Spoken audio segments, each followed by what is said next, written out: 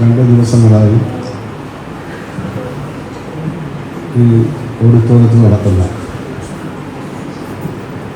KPCC സാംസ്കാരിക സമിതിയുടെ സമ്മേളനത്തിൽ സംസ്കാരവും രാഷ്ട്രീയവും ഇന്നുമായി സംസാരിക്കണമെന്ന് എന്നോട് ബഹുമാന്യനായ ശ്രീ ഷുക്കൂർ അവർ പറയുകയും ഞാനത് സമ്മതിക്കുകയും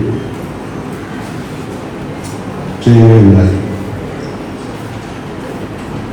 3 മണിക്കെന്നാണ് അദ്ദേഹം പറഞ്ഞത്. പക്ഷേ പിന്നീട് അവരുടെ നമ്മൾ നിർണ്ണയിച്ചതിൻ്റെ ഭാഗമായി എന്ന് സമ്മതിച്ചാണ് ഇവിടെ എത്തിയിട്ടുള്ളത്. ഈ ചടങ്ങിൻ്റെ അധ്യക്ഷൻ ശ്രീ K. ഉണ്ണികൃഷ്ണൻ, സ്വാഗതം പറഞ്ഞ ശ്രീ ഷിജു സറിയ, നന്ദി പറയുന്ന തോമസ് പാലത്ത്, അനുഭൂതിയുടെ കവിയും ഗാനരചയിതാവ്, കാവ്യാത്മകമായ പദപ്രയോഗങ്ങളും അനുഭവിക്കുന്ന പ്രഭാഷകനുമായ എൻ്റെ ദീർഘകാല സുഹൃത്ത് വിവേകനായ രാജീവ് ആനന്ദൻ, പ്രിയപ്പെട്ട കലാകാരൻ, സിനിമാ കലാകാരൻ്റെ രാധാകൃഷ്ണ, പ്രമുഖ സംഘാടകൻ എൻ്റെ ചെയർമാൻ CR മഹേഷ് എന്നിൻ്റെ മറ്റു ഭാരവാഹികൾ, സ്നേഹമുള്ളവർ,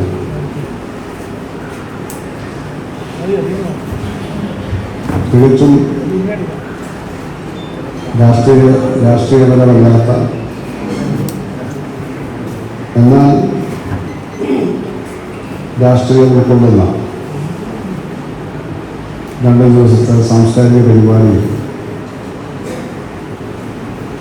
ഇന്ന് അല്പസമയം സംസാരിക്കാൻ ഇവിടെ 2 ദിവസത്തെ പരിപാടികളെല്ലാം നോക്കുമ്പോൾ ഏതെങ്കിലും ഒരു രാഷ്ട്രീയ പാർട്ടിയുടെ പരിപാടിയെ ആസ്പദമാക്കിയുള്ള വിഷയങ്ങളൊന്നുമല്ല ചർച്ചയ്ക്ക് വെച്ചിരിക്കുന്ന പ്രോഗ്രാമുകൾ കാണാവുന്നതാണ്. വിവിധ വിഷയങ്ങളാണ്. ആ വിഷയങ്ങളെപ്പറ്റി ചർച്ചയിൽ പങ്കെടുക്കുന്നവർക്ക് അവർ ആ വിഷയത്തെപ്പറ്റി മനസ്സിലാക്കിയുള്ള കാര്യങ്ങളാണ് ഇവിടെ പറയുന്നത്. ആരെയും ആക്ഷേപിച്ച് സംസാരിക്കരുതെന്ന് മാത്രമേ ഉള്ളൂ. പക്ഷെ നമുക്ക് വസ്തുനിഷ്ഠമായി വിശകലനപരമായി കാര്യങ്ങൾ പറയാവുന്നു. രാജീവ് ആനന്ദന്റെ പ്രഭാഷണങ്ങളെല്ലാവരും കേട്ടു. അദ്ദേഹത്തിൻ്റെ ഭാഷ, പ്രസംഗ ഭാഷയും കവിതാനായിരുന്നു. ശങ്കർ കുറുപ്പിൻ്റെ പ്രസംഗങ്ങൾ ഇതിനധികം കേൾക്കാൻ ഭാഗമില്ലായി. അദ്ദേഹത്തിൻ്റെ ഭാഷ അങ്ങേയറ്റം പൊളിറ്റിക്കൽ. ഇതൊക്കെ കേട്ടുകൊണ്ടിരിക്കുകയാണ്. ഇങ്ങനെ ഒരു പരിപാടി ഉണ്ട്. അതേപ്പറ്റി കുമ്പോളിയിലോ കൊമ്മാടിയിലോ ഏതോ ഒരാളൊരു പോസ്റ്റർ ചെയ്തിട്ടുണ്ട്. അപ്പോൾ അദ്ദേഹം പറഞ്ഞത് ഇദ്ദേഹം ഇപ്പോൾ കോൺഗ്രസിൻ്റെ പരിപാടിയിലാണ് ഇതിലൂടെ പോകുന്നത്. അങ്ങോട്ട് ചാനലായിരിക്കും ഒരു കമൻറ്റ്. വളരെ ഒരു കാര്യമായിട്ട് എനിക്ക് പരിചയമില്ലാണ്. ഈ സുഹൃത്ത് പറഞ്ഞത് മാത്രമാണ്. ഞാനൊരു 65 വർഷം 70 വർഷത്തിനത് വായിക്കുന്ന മാത്രമാണ് മലയാളം എന്നാണ്.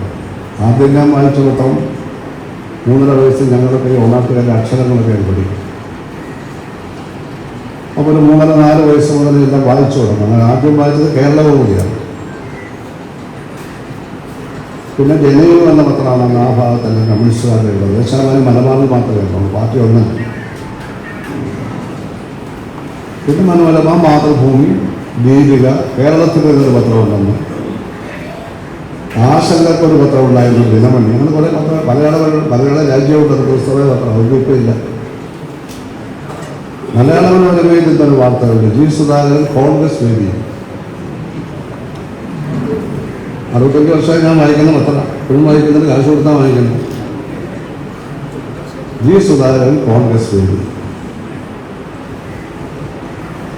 ഈ കോൺഗ്രസ് വേദി ആയാലും എൻ്റെ അഭിപ്രായം പറയുന്നത് തടസ്സമൊന്നും. എന്നെ വിളിച്ചത് കമ്മ്യൂണിസ്റ്റുകാരായതുകൊണ്ട്, കോൺഗ്രസ്സുകാരായതുകൊണ്ട് അല്ലല്ലോ. എല്ലാ കമ്മ്യൂണിസ്റ്റുകാരും വിളിക്കാത്ത എന്താണെന്ന് സംഘാടകരോട് ചോദിച്ചാൽ അത് വിളിക്കണം എന്നുള്ളത് തോന്നിക്കാണ്. അവർക്ക് കൂടി ആശയപരമായി എന്തെങ്കിലും പ്രയോജനമുള്ള കാര്യങ്ങൾ പറയുമായിരിക്കും എന്നുള്ളത് കൊണ്ടാണല്ലോ. അത് പ്രസംഗിക്കാൻ വരുന്നവരെ എല്ലാം ആ പാർട്ടിക്കാരനാക്കാൻ വേണ്ടി ആരും വിളിക്കണം. ആ മനോരമയുടെ ഒരു ലേഖകൻ കൊടുത്തൊരു വാർത്ത എഡിറ്റോറിയൽ ബോർഡ് പരിശോധിക്കാതെ കൊടുക്കുകയാണ്. നമ്മുടെ താരം ലേഖകനുണ്ട്, ബ്യൂറോ ചീഫുണ്ട്, എഡിറ്റോറിയൽ ബോർഡുണ്ട്, ചീഫ് എഡിറ്റർ എല്ലാം ഉണ്ട്.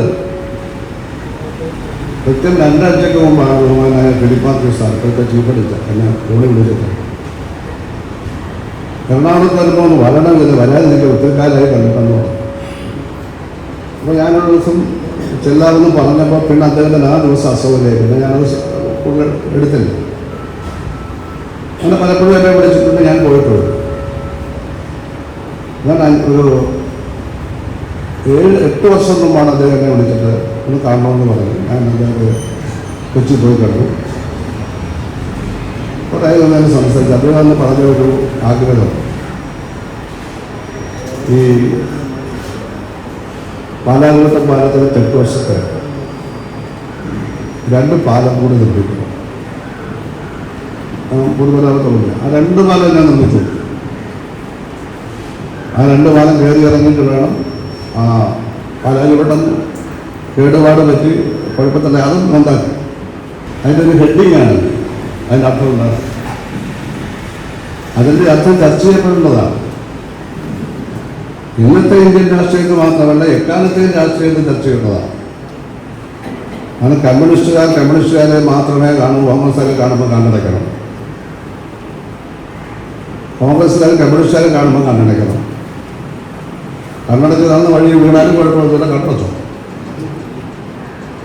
കോൺഗ്രസ്സുകാരുടെ ചർച്ചാവേദിയിലൊന്നും പോകാൻ പാടില്ല, കമ്മ്യൂണിസ്റ്റുകാരുടെ ചർച്ചാവേദിയിലൊന്നും പോകാൻ പാടില്ല. അങ്ങനെ വാട്ടർ ടൈപ്പ് കമ്പാർട്ട്മെൻറ്റുകളായി രാഷ്ട്രീയ പാർട്ടികൾ പ്രവർത്തിക്കുന്നത്. അങ്ങനെ പ്രവർത്തിച്ചാൽ എവിടെയാണ് സമവായം, എവിടെയാണ് അനുരഞ്ജനം, വ്യത്യസ്ത ആശയങ്ങൾ തമ്മിലുള്ള അനുരഞ്ജനം എവിടെയാണ്? ഭരണകൂടം എങ്ങനെ മുന്നോട്ട് പോകും? സമൂഹം എങ്ങനെ മുന്നോട്ട് പോകും? ഒരു വീട്ടിൽ തന്നെ പല പാർട്ടിക്കാർ കാണും. അവർ തമ്മിൽ ഉണ്ടാകുന്നത് എങ്ങനെയാണ്? ഇതുപോലെ നടക്കുന്ന കാര്യമാണോ, നടക്കാൻ പാടുള്ള കാര്യമാണോ? അല്ല. പിന്നെന്തിനാണ് റെഡിങ് കൊടുത്തത്?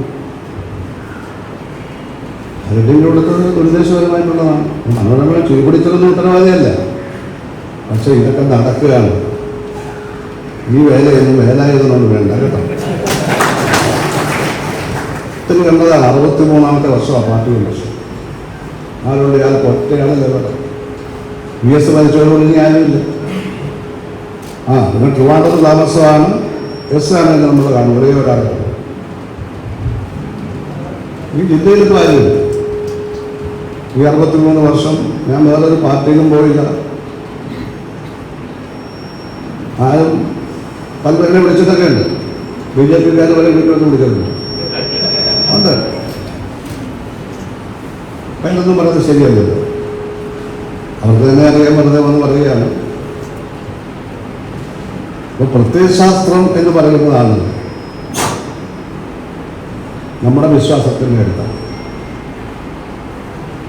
വിശ്വാസികളും അവിശ്വാസികളും എന്നൊക്കെ പറഞ്ഞ് ദൈവവിശ്വാസികളെ വിശ്വാസികളെന്നും ദൈവവിശ്വാസം ഉണ്ടെന്ന് പരസ്യമായിട്ട് പറയാത്തവരെ അവിശ്വാസികളെന്നും വേർതിരിക്കുന്ന ഒരു സാഹിത്യ രീതിയാണ്. അതും തെറ്റാണ്. എല്ലാവരും വിശ്വാസികളാണ്. എൻ്റെ വിശ്വാസം മാർക്സിൽ ലെനിനിസത്തിലാണ്. അതാണ് എൻ്റെ വിശ്വാസം. എൻ്റെ വിശ്വാസം അതാണ്. ക്ഷേത്രത്തിലും മറ്റും പോയി സ്ഥിരമായി പൂജയ്ക്ക് പോകാത്ത കോൺഗ്രസ്സുകാരുടെ വിശ്വാസം കോൺഗ്രസിൻ്റെ അടിസ്ഥാന പ്രമാണങ്ങളാണ്. ഇത് അവരുടെ വിശ്വാസം. വിശ്വാസമില്ലാത്തവരായി ആരും ഉണ്ടാവില്ല. വിശ്വാസമില്ലാത്തവർ ആത്മഹത്യ ചെയ്യും, ജീവിക്കത്തില്ല. കാരണം ഒന്നിനും വിശ്വാസമില്ല, അവർ ആത്മഹത്യ ചെയ്യും. അങ്ങനെ ഒരു കാര്യത്തെപ്പറ്റിയൊക്കെ നമ്മൾ സംസാരിക്കുമ്പോഴും എഴുതുമ്പോഴൊക്കെ വളരെ ഡീപ്പായി, അഗാധമായി, താത്വികമായി കൂടി ചിന്തിക്കുന്നു. ഏത് കാര്യത്തിനും ഒരു താത്വിക അടിത്തറയുണ്ട്. ഞാൻ എല്ലാ സ്ഥാനമാനങ്ങളും പാർട്ടി മെമ്പർഷിപ്പ് ഒഴികെ ഒഴിഞ്ഞിട്ട് 15 വർഷമായി, 20 വർഷമാകുന്നു. ഞാനൊരു പാർട്ടിയിലും പോയില്ല. സ്ഥാനമാനത്തിലാണെങ്കിൽ ഗവർണർ പോസ്റ്റ് തരാമെന്ന് പറഞ്ഞ് എൻ്റെ അടുത്ത് വന്നവരുടെ രാജ്യം ഭരിക്കുന്നവർ ഏത് പോസ്റ്റ് വേണമെന്നാണ് ചോദിക്കുന്നത്. ഗവർണറാകുമ്പോൾ പിന്നെ വേറെ ശല്യമൊന്നുമില്ല, ഇവിടെ ഒതുങ്ങി കൂടി ഇരുന്നുള്ളൂ. ശല്യം ഉണ്ടാക്കിയൊക്കെ ചെയ്യാം. അവരോടൊക്കെ ഞാൻ വളരെ സ്നേഹത്തോടുകൂടി സമാധാനം പറഞ്ഞയച്ചു. 63 വർഷമായില്ല. 14 വയസ്സാവുമ്പോൾ ഹൈസ്കൂളിൽ പഠിക്കുമ്പോൾ പാർട്ടി മെമ്പർഷിപ്പ് കിട്ടിയതാണ്. നന്നായിട്ട് എഴുതുകയും വായിക്കുകയൊക്കെ ചെയ്യുന്ന, പ്രസംഗമൊക്കെ ചെയ്യുന്നതുകൊണ്ട് അവിടുത്തെ സഖാക്കൾ തന്നെയാണ്. 18 വയസ്സിൽ നാളെ തരാൻ പാടില്ലാത്തതാണ്. അത് ഒന്നായിരുന്ന പാർട്ടിയാണ്. അപ്പം അങ്ങനെയൊക്കെ രാഷ്ട്രീയത്തിൽ വ്യക്തമായും കാഴ്ചപ്പാട് തെളിയിച്ച ആളുകളെ പറ്റിയൊക്കെ ചുമ്മാതെ കല്ലെറിയുന്ന രീതിയൊന്നുമില്ല. വളരെ തെറ്റായ കാര്യമാണ്, അങ്ങനെ വിലപ്പെട്ട കാര്യമല്ല ഞാൻ പറയുകയാണ്. ഇത് മറ്റു പലർക്കും എതിരായിട്ടുണ്ട്, ആൾക്കെതിരായിട്ട് മാത്രമല്ല. നിങ്ങൾക്കെന്താ BJP പറ്റിക്കൂടെ അങ്ങനെ ഫേസ്ബുക്കിൽ എഴുതുന്നുണ്ട്. അപ്പോൾ ഇടതുപക്ഷ രാഷ്ട്രീയത്തിനകത്ത് ആലപ്പുഴ ജില്ലയിൽ എല്ലാ വൃത്തികേടുകളും കാണിക്കുന്ന പലരും കടന്നുകൂടിയതിൻ്റെ ഫലമായിട്ട് സംഭവിക്കുന്നതാണ്. ആരാന്ന് നമുക്ക് പറയാൻ പറ്റില്ല. ലക്ഷക്കണക്കിനാളില്ലേ. പക്ഷെ അവരൊക്കെ അയലത്തുകാരനെ പോലും ഈ പാർട്ടിയോട് അടുത്തിട്ടില്ല. അകത്തൊക്കെ ഉള്ളൂ. അത് കോൺഗ്രസ്സുകാർക്ക് മാത്രം. അത് കോൺഗ്രസ്സുകാരാണെന്ന് പറയുന്നുണ്ടെങ്കിൽ പെരുമാറ്റം കൊണ്ടും പ്രവർത്തികളും അയലത്തുകാർ കോൺഗ്രസിനോടൊപ്പം നിൽക്കണം. അയലത്തെ കമ്മ്യൂണിസ്റ്റുകാർ നിൽക്കണമെന്നല്ല, രാഷ്ട്രീയമില്ലാത്ത ജനങ്ങളില്ല. എല്ലാ രാഷ്ട്രീയ പ്രവർത്തകരും അങ്ങനെയാണ്. പാർട്ടിക്ക് ബാധ്യതയാകരുത്. പാർട്ടിയിൽ നിന്ന് ജനങ്ങളെ അട്രാക്ട് ചെയ്യണം, റിപ്പൽ ചെയ്യരുത്, ആകർഷിക്കണം, വികസിക്കരുത്. പാർട്ടിയിൽ രാഷ്ട്രീയ പ്രവർത്തകർ ശ്രദ്ധിക്കേണ്ട കാര്യമാണ്. ഞാനത് പറഞ്ഞത് മാത്രമേ ഉള്ളൂ. സംസ്കാരവും രാഷ്ട്രീയവും തമ്മിൽ അഭേദ്യമായ ബന്ധമാണ്, വിഭജിക്കാൻ പറ്റില്ല.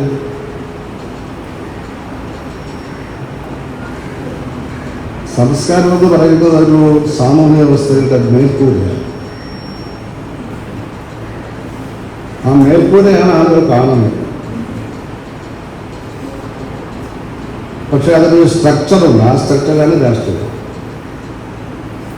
ഈ മേൽക്കൂരയെ സ്ട്രക്ചറിനെയും താങ്ങി നിർത്തുന്ന ഒരു അടിത്തറയുണ്ട്. അതാണ് സാമ്പത്തികമാണ് അടിത്തറ.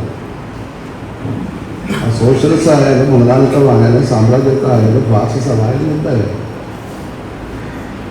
അടിത്തറ സാമ്പത്തികമാണ്. ആ സാമ്പത്തിക അടിത്തറയിൽ വരുന്ന മാറ്റങ്ങൾക്കനുസരിച്ച് സ്ട്രക്ചറിന് മാറ്റം വരും, മേൽക്കൂരയ്ക്ക് മാറ്റം വരും. മേൽക്കൂര മാറിയതുകൊണ്ട് സ്ട്രക്ചർ മാറില്ല, അടിത്തറ മാറില്ല. സ്ട്രക്ചർ മാറിയതുകൊണ്ടും അടിത്തറ മാറില്ല. അടിത്തറ പൊളിച്ചാലേ മാറ്റങ്ങൾ ഉണ്ടാകും. അതാണ് ലെനിൻ പറഞ്ഞത്. വിപ്ലവം എന്ന് പറഞ്ഞാൽ എല്ലാറ്റിനെയും മാറ്റി പഠിക്കണം. ഒന്നും പറഞ്ഞില്ല. പഴയ വ്യവസ്ഥയിലെ ഒന്നും മാറ്റി ഉണ്ടാവില്ല. പട്ടാളവും പോലീസും കോടതി എല്ലാം മാറും. എല്ലാം അവിടെ കാണും. പക്ഷെ അത് വേറെ രീതിയിലായി. അതാദ്യമായി കാണിക്കുന്നത് സോവിയറ്റ് യൂണിയനിലാണ്.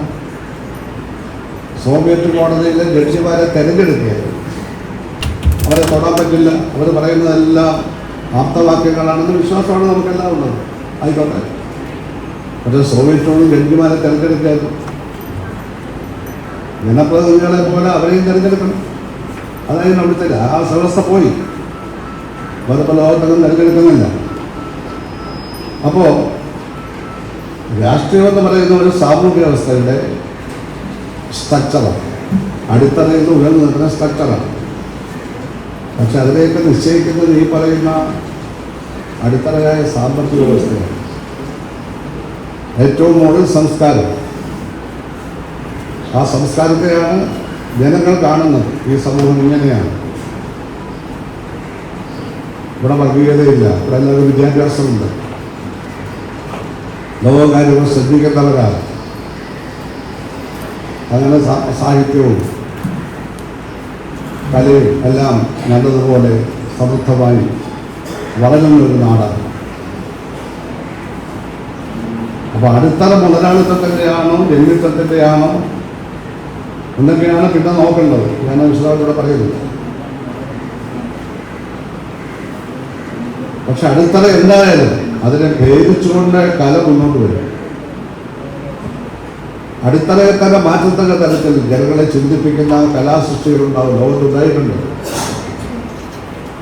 സോഷ്യൽ കോൺട്രാക്ട് എന്ന് പറയുന്ന ഒറ്റ പുസ്തകമാണ് ഫ്രഞ്ച് വിപ്ലവത്തിന് കാരണമായ താത്വിക. സൊസൈറ്റിയിലുള്ള ബന്ധം എന്താണ്, സൊസൈറ്റിയിലുള്ള ഘടകങ്ങൾ തമ്മിലുള്ള കോൺട്രാക്ട് എന്താണ്, അതാണ് സോഷ്യൽ പ്രോഗ്രാം. റൂസോ എഴുതിയതാണ്. റൂസോ, വോൾട്ടയർ, മോണ്ടസ്ക്യൂർ 3 പേരാണ് മിഷണറി പ്രവർത്തന പാർട്ടിക്കാരെന്ന് നമ്മളത് സ്കൂളിൽ പഠിച്ചിട്ടുണ്ട്. റൂസോയാണ് എഴുതിയത്. ജന്മിത്തത്തെ അവർ ഇല്ലാതാക്കി.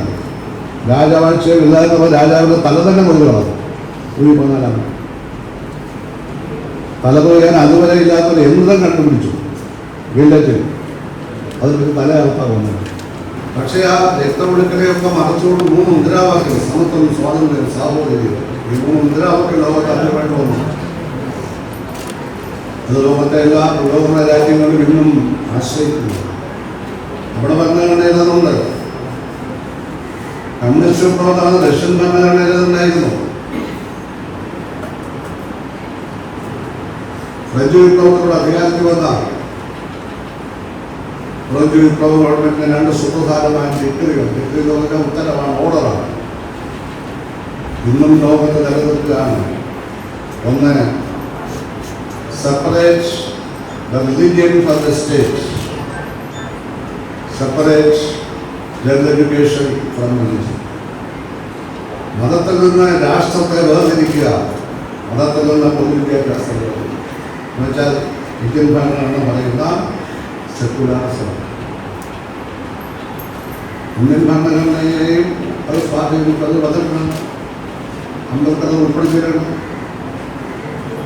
അപ്പോൾ ഒരു പുതിയ സംസ്കാരത്തെയാണ് സൃഷ്ടിച്ചത്. ലോകപ്രശസ്തനായ നോവലിസ്റ്റിൻ്റെ, ഫ്രഞ്ച് നോവലിസ്റ്റിന് പാവങ്ങൾ എന്നൊക്കെ പറയുന്ന ഫ്രഞ്ച് ഭാഷ, ആ നോവലൊക്കെ വായിച്ചാൽ ഒരു കഴിഞ്ഞു പോകും. രാജാവിന്റെ കാലം തടവുപുള്ളികളെ നാൽക്കവലയിൽ പ്രത്യേക കോൺക്രീറ്റിലോട്ട് കൂടുണ്ടാക്കി ഒരു ചെറിയ ദ്വാരമാണ്, വാതിലൊന്നുമില്ല, അതിനകത്തായിട്ടേക്കുക. ആ കിളിവാതിലൂടെയാണ് ഈ ഭക്ഷണം കൊടുക്കുന്നത്. ഭക്ഷണം കൊടുക്കാൻ ചെന്ന ആളിനെ കൈയോട്ട് അടിച്ചു പഠിച്ചിട്ടുണ്ട്, ഭ്രാന്ത് കുട്ടികൾക്ക് നടക്കുന്നത്. ഇതൊക്കെ ആ നോവലിൽ കാണാം. അന്നത്തെ രാഷ്ട്രീയ വ്യവസ്ഥയാണ്, അന്നത്തെ സംസ്കാരം, രാജവാഴ്ചയുടെ സംസ്കാരം അതായി. അതിനെയാണ് കാണിക്കുന്നത്. അപ്പൊ ഫ്യൂഡൽ പ്രഭുക്കന്മാരും സൈനിക മേധാവികളും രാജാവും ചേർന്ന് ഉണ്ടാക്കിയ ഒരു കോർപ്പറേറ്റ്, ആ കോർപ്പറേറ്റായിരുന്ന രാഷ്ട്രീയ എന്ന സംസ്കാരമാണ് ഈ കാണുന്നത്. ജനവിരുദ്ധമായ, മാനവ മഹിമയ്ക്ക് വിരുദ്ധമായ കാര്യം. അതാണ് പ്രവൃത്തി രൂക്ഷമായ. അത്രമാത്രം കഷ്ടപ്പാടാണ് അനുഭവം. ഒരു സ്വാതന്ത്ര്യം ഇവിടെ ഇല്ലായിരുന്നു. മൃഗീയമായ ആളുകളെ കൊല്ലുകയായിരുന്നു. ലോകത്തെ എല്ലാ ഏകാധിപതികളുടെയും ചരിത്രം വിധിക്കപ്പെട്ടത് ചരിത്രത്തിൽ വിസ്മൃതിയാണ്. അവരെ ഓർക്കുന്നെങ്കിൽ നിർദ്ദിഷ്ടമായ ഒരു ജീവിയെ ഓർക്കുന്നതാണ്, ഹിറ്റ്ലറെ ഓർക്കുന്നതാണ്. ആരും യൂറോപ്പിലൊക്കെ അവിടെ ഇവിടെയൊക്കെ നിയോ നാസികൾ നിന്ന് ചില ഗ്രൂപ്പൊക്കെ ഉണ്ടെങ്കിൽ പച്ചപിടിക്കില്ല. പക്ഷെ ആശയമില്ലാതായിട്ട്, ആശയങ്ങളുടെ ചരിത്ര പരിശോധന ഉണ്ടായ ഒരാശയം ഒരിക്കലും ഇല്ലാതാവില്ല. ആശയം ഉയർന്നു വന്ന് സമൂഹത്തിന് പൊതുവാശയമായി അടിച്ചേൽപ്പിച്ച് ഭരണാധികാരികൾക്കും അതിൻ്റെ അടിസ്ഥാനത്തിൽ നാട് ഭരിച്ചാലും ആ ഭരണാധികാരികൾക്കത്തെ ഇല്ലാതാക്കി ആശയത്തെ അധികാരത്തിൽ മാറ്റാൻ ആശയങ്ങളില്ല, അവർ താഴോട്ട് കിടക്കുന്നു. ഒരാശയവും ഇല്ലാതാവില്ല. ആശയത്തെ വാളുകൊണ്ട് വെട്ടിക്കൊള്ളാൻ പറ്റില്ല, ബോംബിട്ട് തകർക്കാൻ പറ്റില്ല. ആശയങ്ങൾ അവിടെ, അത് മാത്രമേ നിലനിൽക്കൂ. ഭൗതികമായ പല ഘടകങ്ങൾ നമ്മൾ ഉണ്ടാക്കിയ ഘടകം ഇല്ലാതായാലും ആശയത്തെ ഒന്നും ചെയ്യാൻ പറ്റില്ല. അത് ചിന്തയാണ്. ചിന്തയാകുന്ന മണിമന്ദിരത്തിൽ വിളങ്ങുന്ന ഈശ്വരനാണ്. അതിനെയാണ് വാഴ്ത്തുന്നതെന്ന് മഹാരാഷ്ട്ര പറഞ്ഞത്. അപ്പൊ തീർച്ചയായും നിങ്ങളുടെ രാഷ്ട്രീയത്തിൻ്റെ പ്രത്യക്ഷ കാഴ്ചയാണ് സംസ്കാരം. നമ്മളെല്ലാത്തിനും നമ്പർ 1 ആണ് നമ്മൾ മനസ്സിലേക്ക് പറഞ്ഞുകൊണ്ടിരിക്കുക. മത്സരിച്ചു അത് മന്ത്രിയെന്നോ സാധാരണക്കാരനോ ഒന്നും വ്യത്യാസം. എല്ലാവരും നമ്മൾ നമ്പർ 1 ആണ് കേരളത്തിൽ എന്ന് പറയുകയാണ്. അങ്ങനെ എപ്പോഴും പറയേണ്ടതുണ്ടോ എന്ന് പരിശോധിക്കാൻ തെറ്റൊന്നുമില്ല. ചിലത് നമ്മൾ നമ്പർ 1 തന്നെയാണ്. ഇപ്പോൾ നമുക്കിവിടെ വർഗീയതാവില്ല, നമ്മൾ നമ്പർ 1 അല്ലേ? ഇല്ല. എല്ലാവർക്കും വിദ്യാഭ്യാസമുണ്ട്, അതിന് മുമ്പ് ഇവിടെ പല കാര്യത്തിലും മുമ്പന്തിയാണ്, പക്ഷെ എല്ലാ കാര്യത്തിലും മുമ്പന്തിയിലാണ്. ഓരോ കാര്യങ്ങൾ നമ്മൾ പുറകെ കിടക്കും. എന്തെങ്കിലും കുട്ടികളെ നടക്കുന്നു. കഴിഞ്ഞ 10-20-30 വർഷത്തിലായിട്ട് എന്തെല്ലാം വൃത്തികൾ നടക്കുന്നു. അപ്പൊ അതിൽ നമ്മൾ മുമ്പിലാണ്. പറയാൻ പറ്റില്ല. അപ്പൊ സ്വർണ്ണപ്പാടെ മോഷിച്ചെന്ന് പോയി, അത് നമ്മൾ നമ്പർ 1 എല്ലാവരും പറയാം. എല്ലാ പാർട്ടിക്കാരും അന്വേഷണം ആവശ്യപ്പെട്ടു. ഒരു പാർട്ടി മാത്രമല്ല, ഗവർണമെന്റ് ആവശ്യപ്പെട്ടു, KPSC പ്രസിഡന്റ് ആവശ്യപ്പെട്ടു. ഞാനും എൻ്റെതായ തരത്തിൽ ഞാൻ അഭിപ്രായം പറഞ്ഞു. അപ്പോൾ നമ്മൾ മനസ്സിലാക്കണം. അങ്ങനെ എല്ലാ തരത്തിലും നമ്മളുള്ളതാണെന്നല്ല, മറ്റ് സ്റ്റേറ്റുകളിൽ ഇല്ലാത്ത പ്രവർത്തനങ്ങളുണ്ട്. ആ സ്റ്റേറ്റുകളിൽ നമുക്കില്ല.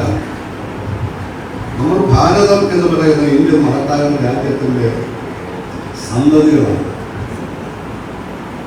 ഇന്ത്യ ദാറ്റ് ഈസ് ഭാരത് എന്നാണ് ഭരണഘടനയുടെ പ്രിയാമ്പിൾ പറയുന്നത്. ഇന്ത്യ എന്ന് മാത്രമല്ല, ഇന്ത്യ ദാറ്റ് ഈസ് ഭാരത് എന്നാണ്.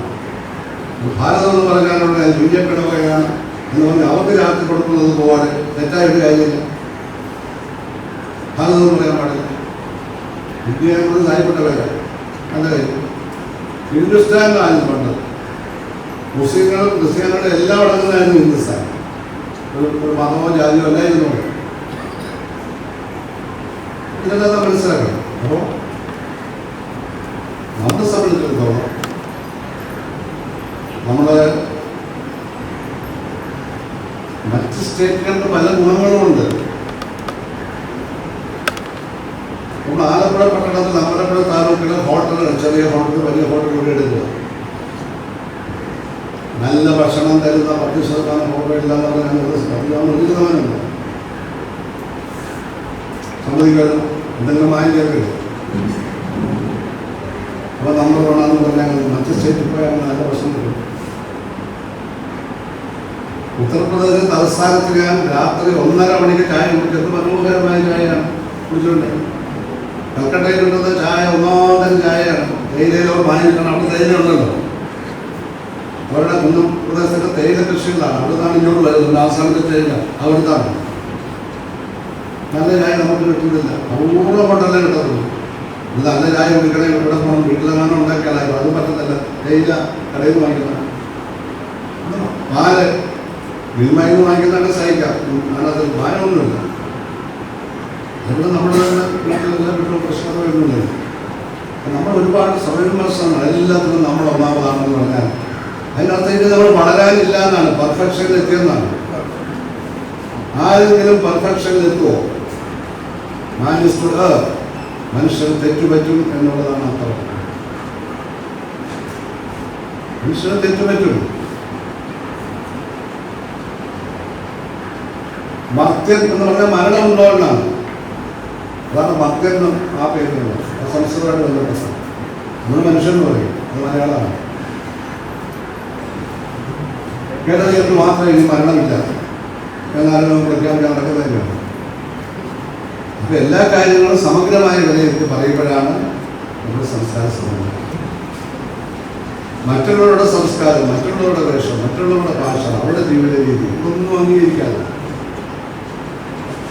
നമ്മളാണ് ലോകത്തിന് മാതൃക എന്ന് പറയുന്ന രീതി തന്നെ പറയുന്നവർ പുനഃപരിശോധന ഒരുപാട് പേര് പറയുന്നുണ്ട്. പുനഃപരിശോധന പുതിയ തലമുറയ്ക്ക് അഹങ്കാരമാണ് അതിൽ നിന്നുണ്ടാകും. ഒന്നും പഠിക്കാനില്ല.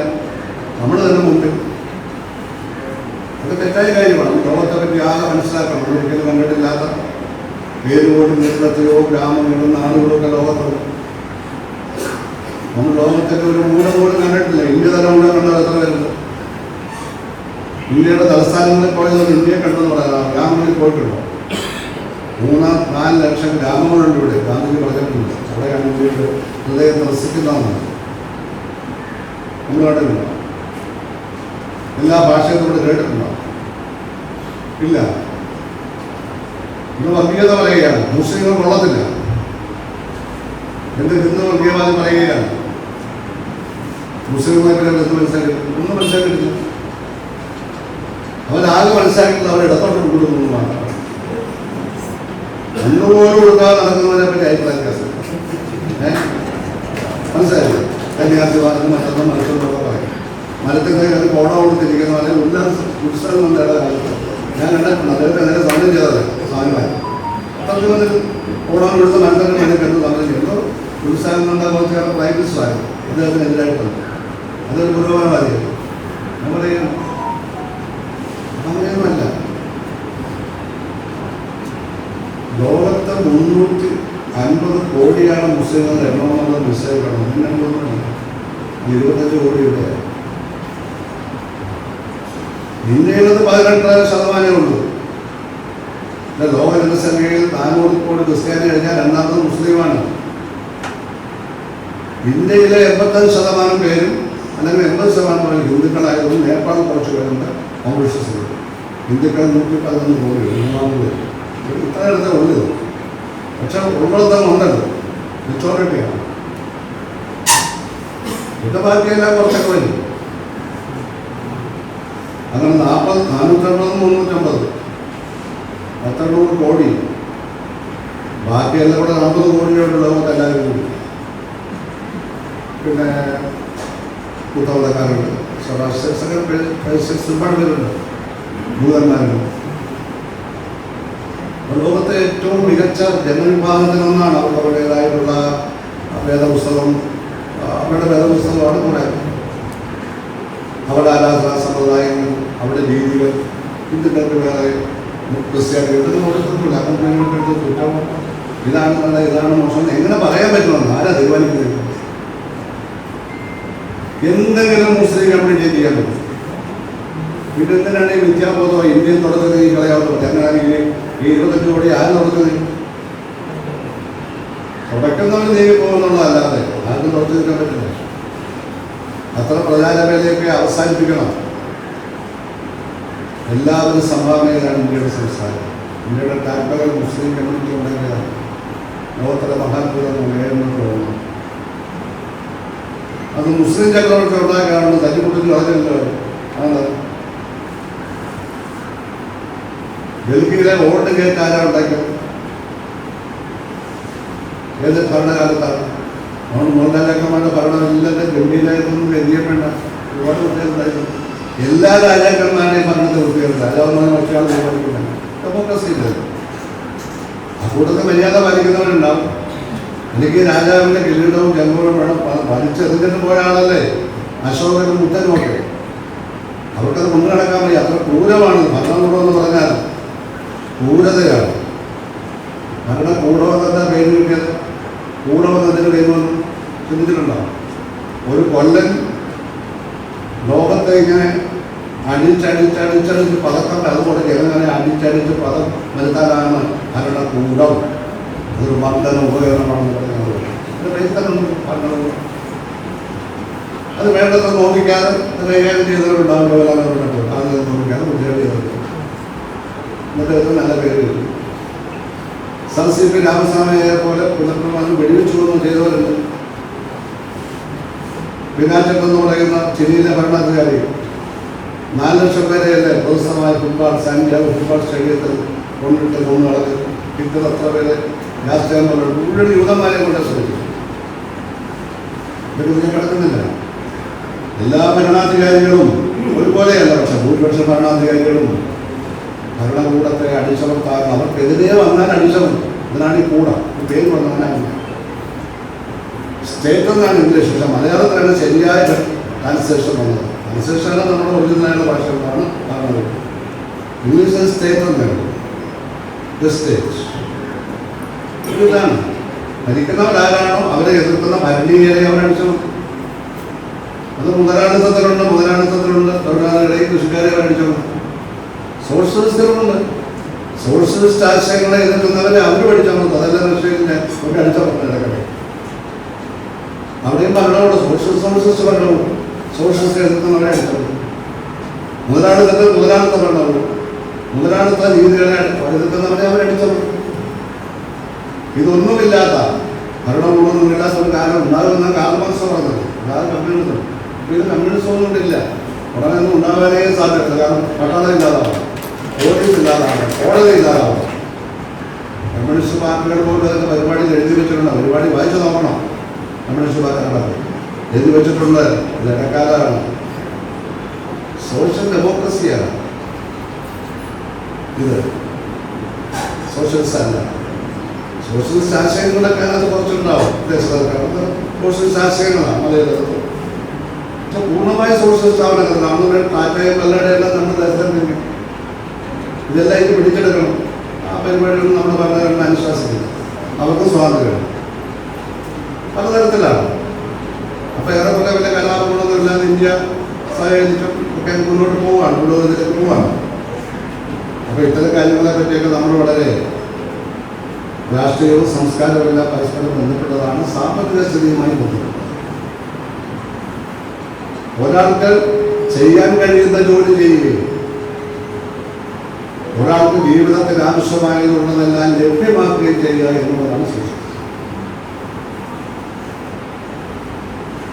അതാണ് ഒരാൾക്ക് ചെയ്യാൻ കഴിയുന്ന ജോലി ചെയ്യണം. ജോലികൾ ചെയ്യണത് ചെയ്യാൻ കഴിയുന്ന ജോലി എന്ന് പറഞ്ഞതുകൊണ്ട് ഒരാൾക്ക് എന്തെല്ലാം ജോലി ചെയ്യാൻ കഴിയുമോ അതെല്ലാം ചെയ്യും. അയാൾ ജോലി ചെയ്ത് എത്രയെന്ന് കണക്കെടുക്കാതെ അയാൾക്ക് എന്തെല്ലാം ആവശ്യമുണ്ടോ അതെല്ലാം സ്റ്റേറ്റ്. അതാണ് സോഷ്യലിസം. ആ സോഷ്യലിസം ഇന്ത്യയിലും ഇല്ല. സോഷ്യലിസ്റ്റ് ആയിട്ട് ഉണ്ടായിരുന്നു, പക്ഷേ പോയി. അപ്പോൾ അവിടെ ആ സോഷ്യലിസ്റ്റ് ആയിരുന്നു ഇവിടെ ക്യൂബയിലും വിയറ്റ്നാമും ചൈനയിലും അവശേഷിക്കുന്നതാണ്. ഈ ചില മാറ്റങ്ങളൊക്കെ വന്നിട്ടുണ്ട്. എന്നാലും ബേസിക്കായി സോഷ്യലിസം ഉണ്ടിട്ടുള്ളൂ എന്ന് പറയാൻ കുറച്ച് മാറ്റങ്ങളൊക്കെ എവിടെ വന്നിട്ടുണ്ട്. അപ്പോൾ സാമ്പത്തിക അടിത്തറ, രാഷ്ട്രീയമായ പൊളിറ്റിക്കൽ സ്ട്രക്ചർ ആൻഡ് എന്താ പറയുന്നത് സംസ്കാരം, പ്രൊഡ്യൂസ് ചെയ്ത സംസ്കാരം. ജന്മിമാരുടെ കാലത്ത് ഇന്നത്തെ സംസ്കാരമല്ലേ. വാഴക്കുടയിൽ വിളയുന്ന ആദ്യത്തെ മുഴുത്ത വാഴക്കുട നമ്പൂരാൻ കാഴ്ചവെക്കട്ടെ. അവിടുത്തെ സുന്ദരയെ സ്ത്രീയെ കാഴ്ചവെക്കേണ്ടിയിരുന്നല്ലേ ഒരു കാലത്ത്. കുട്ടനാട്ടിലെ പാടശേഖരങ്ങളിൽ 100-400 വർഷം മുമ്പുള്ള കാര്യമായി. പാടശേഖരങ്ങളിൽ 400 തന്നെ ആയോ അറിയില്ല.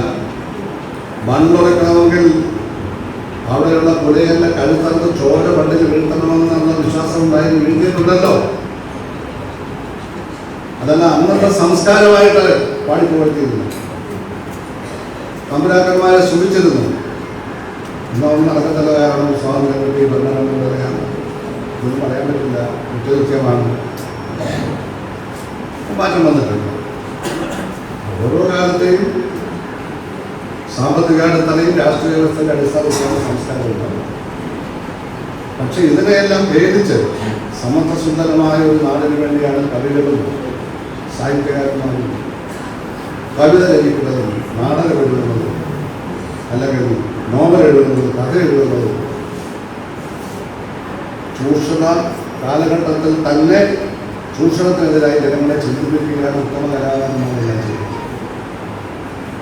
അത് കോൺഗ്രസിന്റെ വലിയൊരു പാരമ്പര്യമുണ്ട് ദേശീയ തലത്തിൽ. ലോകത്തിലെ ഏറ്റവും അറിയപ്പെടുന്ന 2 എഴുത്തുകാർ കോൺഗ്രസ്സുകാരാണ്. മഹാകവി രവീന്ദ്രനാഥ ടാഗോറാണ് ജവഹർലാൽ. അതുകൊണ്ട് ഗീതാഞ്ജലിക്ക് നോബൽ സമ്മാനം ബംഗാളിലാണ് എഴുതിയത്. അത് വായിച്ചിട്ട് ബംഗാളിലെ സുഹൃത്തുക്കൾ പറഞ്ഞ് കൈവച്ചുകൊണ്ടിരുന്നൊരു കാര്യമില്ല. ഇംഗ്ലീഷിൽ പ്രസിദ്ധീകരിക്കാതെ നോബൽ സമ്മാനം പ്രസിദ്ധീകരിക്കും. ഇംഗ്ലീഷ് ട്രാൻസ്ലേഷൻ ഉണ്ടാകും. കൂടുതലും ട്രാൻസ്ലേറ്റ് കോപ്പിയുമായിട്ട് അദ്ദേഹം കപ്പൽ കയറി ഇംഗ്ലണ്ടിൽ പോയി, യൂറോപ്പിൽ പോയി. ഒരു സുഹൃത്തിനെ കണ്ടെത്തി അത് നോബൽ സമ്മാന കമ്മിറ്റിക്ക് അയച്ചു കൊടുത്തു. നോബൽ സമ്മാനം കൊടുത്തു. അദ്ദേഹം കോൺഗ്രസ്സുകാരനായിരുന്നു. പ്രവർത്തകനൊന്നും ആണെന്ന് കാര്യമില്ല, കോൺഗ്രസ്സുകാരനായിരുന്നു. അദ്ദേഹത്തിൻ്റെ കവിതയുടെ അതിൻ്റെ എന്താ പറയുക ജീവാത്മാവും പരമാത്മാവും എന്ന് പറയുന്നത് അധ്വാനിക്കുന്നവനെയാണ് പൂജിക്കേണ്ടത്. ഇതാണ് ഞങ്ങളുടെ തത്വമതാണ്. അധ്വാനത്തെയാണ് പൂജിക്കേണ്ടത്. അതാണ് അദ്ദേഹം ഒരു സ്വാതന്ത്ര്യം ഒരു സ്റ്റാറ്റ്സായി ഒരു സ്ലോഗത്തിൽ പറയുന്നത്. ഇന്ത്യയുടെ പരമ്പരാഗത രീതി അനുസരിച്ചുള്ള ഒരു സന്യാസി ഒരു സ്വാമി എല്ലാ ഭക്ഷണമെല്ലാം കഴിച്ച് പ്രത്യേകിച്ചുള്ള കൊഴുപ്പുള്ള പാല് അണ്ടിപ്പരിപ്പ് പഴവർഗ്ഗങ്ങളെല്ലാം കഴിച്ച് നല്ല സുമുഖനായ സന്യാസി അന്നത്തെ രീതി വെച്ച് ആർത്തലയിൽ നിന്ന് പൂജ നടത്തുകയാണ്. അദ്ദേഹം ഒരു ജവമാല എടുത്ത് ഇങ്ങനെ മണിയോടമായി എണ്ണുന്നതാണ് അദ്ദേഹം. അപ്പോൾ അയാളോടാണ് കവി പറയുന്നത്, ടാഗോർ പറയുന്നത്, stop this telling and chatting your dreams. നിങ്ങളുടെ ഈ ജപമാല എണ്ണലും ഈ ആലാപനവും അവസാനിപ്പിക്കുക. സ്റ്റാൻഡപ്പ് എഴുതേണ്ടത് നിങ്ങളിവിടെ നിന്ന ദൈവത്തെ കാണില്ല. നിങ്ങൾ നടക്കുക, കുറേയൊന്ന് നടക്കുക. നടന്ന് വയലോരത്ത് കൂടി നിങ്ങൾ പോകുമ്പോൾ നിങ്ങൾക്ക് അതിനെ മുകളിൽ പാറക്കൂട്ടങ്ങളുടെ പാറകളുടെ ശബ്ദം കേൾക്കാം. നിങ്ങൾ അവിടേക്ക് നോക്കുമ്പോൾ നല്ല കറുത്ത അരോഗദൃഢഗാത്രനായ ഒരു യുവാവ് ആ ചുട്ടുപഴുക്കുന്ന വെയിലിൽ പാറ പൊട്ടിച്ചുകൊണ്ടിരിക്കും. അയാളുടെ ശിരസിൽ നിന്നും വേർപ്പ് കണങ്ങൾ മുത്തുമണി രൂപമണി ഞാൻ ഒഴുകി ശരീരത്തിലൂടെ വരികയാണ്. ആ വേർപ്പ് കണങ്ങൾ ഒന്നിലേക്ക് നിങ്ങൾ നോക്കൂ, നിങ്ങൾക്ക് അവിടെ ഈശ്വരനെ കാണാം എന്നുള്ളത്. ഇതിനാണ് നമ്മുടെ സമാനം പറഞ്ഞത്. ഇവരോട് ഇവിടെയാണ് എന്നൊന്നും കേരളത്തിൽ. അതിനാണ് നമ്മൾ സമാനം സായി കൊടുത്തത്. ഇംഗ്ലീഷ് ഭാഷ ബംഗാളി കോപ്പിലെടുത്ത് ബംഗാളി ഭാഷ അറിയാവുന്നവരും അവിടെ ഉണ്ടാവും. എല്ലാ ഭാഷ അറിയാവുന്നവർ നോബൽ സമ്മാന കമ്മിറ്റിയെ സഹായിക്കാൻ വേണ്ടി അവർ നീങ്ങി. കമ്മിറ്റി ഉദ്ദേശമല്ല നമുക്കിട്ടാണ് കൊടുത്തത്. അദ്ദേഹം ദേശീയവാദിയായിരുന്നു, സർവ്വദേശീയവാദിയായിരുന്നു, സമുദ്ര യുദ്ധാകാരനായിരുന്നു. അദ്ദേഹം കോൺഗ്രസ്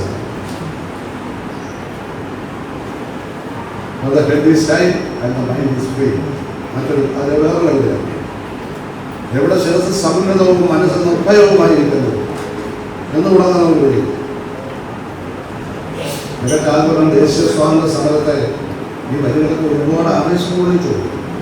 ബ്രിട്ടീഷുകാരുടെ പേരയ്ക്കും തോക്കിനൊന്നും മുമ്പിൽ തളരാതെ ശിരസ്സുകാരുടെ നിർഭയനായി നിൽക്കാനുള്ള ആഹ്വാനം അങ്ങനെ സമരസഹായിച്ചു. സരോജനി നായിഡു സ്വാതന്ത്ര്യ സമരത്തിലെ വാനമ്പാടിയെന്നാണ് തൊഴിൽ ചെയ്തവരെ. വാനമ്പാടിയെന്നാണ് വിളിക്കുന്നവരെ. ഹുമയൂൺ കബീർ കോമ്യൂണിസ്റ്റായിരുന്നു. എത്ര സ്ഥലമുണ്ട് അദ്ദേഹത്തിൻ്റെ പുസ്തകമാണ്. മന്ത്രിയായിരുന്നു, കേന്ദ്ര സഹമന്ത്രിയായിരുന്നു നെഹ്റുവിൻ്റെ മന്ത്രിസഭയിൽ. എത്രയോ സ്ഥലങ്ങളുള്ള ജവഹർലാൽ നെഹ്റു നമ്മുടെ അച്ഛന്മാർക്കായി ചേർത്ത് ജയിൽ കടന്നു കഴിച്ച കത്തുകളാണ്. ആ കത്തുകൾക്കൂടെയാണ് ഇന്ദിരാഗാന്ധി ലോകത്തെ കൂടുതലായിട്ട് മനസ്സിലാക്കുന്നത്, അതുണ്ടാക്കുന്നത്. പിന്നെ ലോകത്തൊക്കെ നെഹ്റുവിടെ പോയിട്ടുണ്ട്. വളരെ ധീരയും ശക്തമായ മനസ്സുള്ള സാമ്രാജ്യത്തെ വിരുദ്ധയായ ഒരു പകുതിയായി ഒറ്റ തെറ്റുപറ്റി അടിയന്തര ശ്രമിച്ചു. ഒറ്റ തെറ്റ് രാജ്യത്തെ തുറന്ന ജയിലാക്കി. അതോടുകൂടി നമ്മൾ സംസാരിക്കുന്നു. ഇതെന്തെല്ലാം നല്ല കാര്യം. ബാങ്കുകളെയൊക്കെ നശിക്കാൻ കഴിയത്തില്ലേ? രാജ്യങ്ങൾ 5% കടന്നു കഴിക്കാൻ വേണ്ടി തരുവാ കൊടുത്തു. അതൊക്കെ എന്നെ എടുക്കും. ബംഗ്ലാദേശ് യുദ്ധകാലത്ത് അമേരിക്കയെയും പാകിസ്ഥാന്റെയും സൈന്യങ്ങളെ ധീരമായി നേരിട്ട് ബംഗ്ലാദേശ് വിമോചനത്തിൽ പട്ടാളത്തെ അയച്ചു കൊടുത്തില്ലേ? ആ പട്ടാളം കൊണ്ട് പോരാകാരണം അമേരിക്കയുടെ 7ാം കപ്പൽ കൂടെ വരുന്നു. യാത്യാഖാനാന്ന് തോന്നുന്നത് പ്രസിഡന്റ് അയാളെ സഹായിക്കാൻ. കിഴക്കൻ ബംഗാളാണ്. പാകിസ്ഥാൻ തലസ്ഥാനങ്ങളിൽ നിന്ന് 750 കിലോമീറ്റർ കിഴക്കാണ് കിഴക്കൻ പാകിസ്ഥാൻ കിടക്കുന്നത്. അത്ര അകലമാണ്. അത് ഇന്ത്യയിൽ കൂടെ കടന്നേ പറഞ്ഞു. അങ്ങനെ വിഭജിച്ച് വെച്ചു. നമ്മുടെ പട്ടാളക്കാരെ അയച്ചു. നമ്മുടെ പട്ടാളക്കാർ ഭരിച്ചു. പക്ഷെ നല്ല സഹായമായിരുന്നു. അപ്പോഴാണ് 7ാം കപ്പൽ പട. അപ്പോൾ ഇന്ദിരാഗാന്ധി നേരത്തെ തന്നെ സോവിയറ്റ് യൂണിയനുമായി കരാറുണ്ടാക്കിയതാണ്. ഞങ്ങൾക്ക് ആവശ്യം വന്നാൽ സഹായം ആവശ്യപ്പെട്ടു. റഷ്യയുടെ കപ്പൽപ്പട വന്നുകൊണ്ടിരുന്നു. അപ്പോഴേ കപ്പൽപ്പട പോയി. ഞങ്ങളുടെ സ്വാതന്ത്ര്യം പ്രാപിച്ചു. ഇതിനൊക്കെയുള്ള മാന്യമായ കാര്യങ്ങളുടെ പറഞ്ഞ പക്ഷേ ഉപദേശകന്മാരുടെ അഭിപ്രായം കേട്ട് ഈ അടിയന്തരാവസ്ഥ പ്രഖ്യാപിച്ച് അത് വലുതെറ്റിപ്പോയി കഴിവുണ്ട്. ആ ഒരൊക്കെ പ്രശ്നമാണ്. ആദ്യം 75 പിന്നെ അവർ ജയിച്ച് കയറി വന്നു. പക്ഷെ അവരെ ക്രൂരമായി കൊലപ്പെടുത്തി. അവരുടെ മകൻ പ്രൈം മിനിസ്റ്റർ അദ്ദേഹത്തെ കൊലപ്പെടുത്തി. ഇന്ത്യയിൽ കോൺഗ്രസിന് ഏറ്റവും കൂടുതൽ വോട്ട് കിട്ടി 49% വോട്ട് കിട്ടിയത് രാജീവ് ഗാന്ധിയുടെ പടവാവശ്യം. ഒരു പാർട്ടിക്ക് ഇവിടെ 50% കിട്ടിയത് കേട്ടത് അവിടെ അപൂർവമായിട്ട് കിട്ടി. 77 ഗവൺമെന്റിന് കിട്ടി. UDF-ന് 67 LDF കിട്ടി. കാരണം 67 LDF മുസ്ലിം ലീഗ് നമ്മുടെ LDF-ന്റെ 77 CPI അടക്കം മുസ്ലിം ലീഗ് അടക്കം എല്ലാവരും ഒരുമിച്ചു. അന്നും കിട്ടി 50. 2 തവണ കിട്ടിയിട്ടുണ്ട്. ബാക്കിയൊക്കെ 50% താഴെ. പക്ഷെ 49% കിട്ടിയെന്ന്. അപ്പോൾ CPM-നും CPI-ക്കും കൂടി 2% താഴെ 12% ഉണ്ടായി. 49% കോൺഗ്രസിന് ഇപ്പോൾ എത്രയാണ്? 30 താഴെ. ഇന്ത്യയിലെ കമ്മ്യൂണിസ്റ്റ് പ്രസ്ഥാനങ്ങളും കോൺഗ്രസും ജനപിന്തുണയിൽ താഴോട്ട് പോയി. ഇതിന് മേലോട്ട് വരണം. മേലോട്ട് വരണമെങ്കിൽ ഇവിടെ സംഘടനയിലൂടെ പറഞ്ഞതുപോലെ ആശയപരമായി ആയുധമണിയിക്കണം. കോൺഗ്രസ് എന്തിനുണ്ടായി, എന്തായിരുന്നു കോൺഗ്രസ്? അത് കോൺഗ്രസ്സുകാരെ പഠിപ്പിക്കണം. ഇത് പഞ്ചായത്ത് മെമ്പറാവാൻ വേണ്ടിയല്ല. പഞ്ചായത്ത് മെമ്പറാവുന്നതിന് വിരോധമാണ്. പഞ്ചായത്ത് മെമ്പറാവണോ? അതിനല്ല കോൺഗ്രസ് ഉണ്ടായത്. ഇന്ത്യയിലെ ആദ്യത്തെ സാമൂഹ്യ രാഷ്ട്രീയ പ്രസ്ഥാനം കോൺഗ്രസ്സാണ്. 1875. വേറൊരു പാർട്ടി ഇന്ത്യയിലില്ല. എന്താണ് ദാദാഭായ് നവറോജി അല്ല ഡോക്ടർ ഹുമയൂൺ ചേർന്ന് സ്ഥാപിച്ച പാർട്ടി. എന്ന് പറയുന്നത് സായിപ്പാണ്, ദേശീയവാദികൾ. ബ്രിട്ടന്റെ ഭരണത്തിനെതിരായിരുന്നു. പിന്നെ ഗാന്ധിജി 20ാം നൂറ്റാണ്ടിന്റെ ആദ്യഘട്ടം ദക്ഷിണാഫ്രിക്കയിൽ നമ്മളോട് കോൺഗ്രസ് അങ്ങ് വളരെ ജനനോടികളുടെ പ്രസ്ഥാനമായി മാറി. ഗാന്ധിജിയാണ് ചെയ്തത്. 1920 ഇന്ത്യയിലെ കമ്മ്യൂണിസ്റ്റ് പാർട്ടി രൂപീകരിച്ചു. 1927 RSS സ്ഥാപിക്കപ്പെട്ടു. 1930 ആദ്യ ഇന്ത്യൻ സോഷ്യലിസ്റ്റ് പ്രസ്ഥാനങ്ങളുണ്ടായി. കോൺഗ്രസിന് പോയവരാണ്. ജയപ്രകാശ് നാരായണൻ, സത്യനാരായണ, രാമമോഹൻ ലോഹ്യ. അവർ സോഷ്യലിസ്റ്റ് പ്രസ്ഥാനങ്ങളാണ്. പിന്നെ അത് പല പല പേരുകളാണ്. ഇപ്പോൾ ജനതാദൾ, ജനതാദൾ യു എന്നൊക്കെ പറഞ്ഞ പല പാർട്ടികളാണ്. പ്രധാന രാഷ്ട്രീയ പ്രസ്ഥാനങ്ങളിൽ ഇന്ത്യയിലൂടെ മുസ്ലിം ലീഗ്, മുസ്ലിം ലീഗ് എന്ന പാർട്ടി 1920 ആദ്യം സ്ഥാപിക്കപ്പെട്ടു. അല്ല പഴയ പാരമ്പര്യമുള്ള പ്രസ്ഥാനങ്ങളാണ്. പാദസാരി 3 വർഷമായതിനെ കാപ്പിടിച്ചിട്ടിരിക്കുകയാണ്. അപ്പോൾ ഇന്ത്യയിലെ മതനിരപേക്ഷ പ്രസ്ഥാനങ്ങൾ, ജനാധിപത്യത്തിൽ വിശ്വസിക്കുന്ന പ്രസ്ഥാനങ്ങളുടെ പിന്തുണ താഴോട്ട് പോകുന്നു. ജനാധിപത്യത്തിൽ വിശ്വാസം ഉണ്ടെന്ന് പറയുന്നുണ്ട്. അതിൽ കൂടിയൊക്കെ ഇലക്ഷൻ അധികാരത്തിൽ വരുമെങ്കിലും വളരെ വിഭാഗീയമായ ആശയഗതികളുള്ള പ്രസ്ഥാനങ്ങൾ മുന്നോട്ട്. ഇത് ഇന്ത്യയുടെ സംസ്കാരത്തെ ബാധിച്ചിരിക്കുകയാണ്. രാഷ്ട്രീയ ഘടനയെ ബാധിച്ചു. സാമ്പത്തിക അടിത്തറയിൽ മാറ്റമില്ലാതെ തുടരുന്നു. ജന്മിക്ക മുതലാളികൾക്ക് ഇന്നും സംരക്ഷണമാണ്.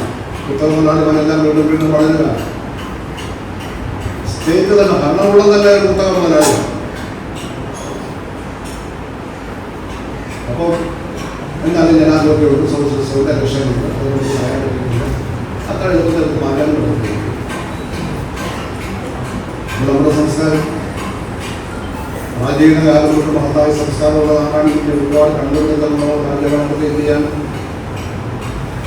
പിന്നെ അറേബ്യയിലെ ഈജിപ്തിലും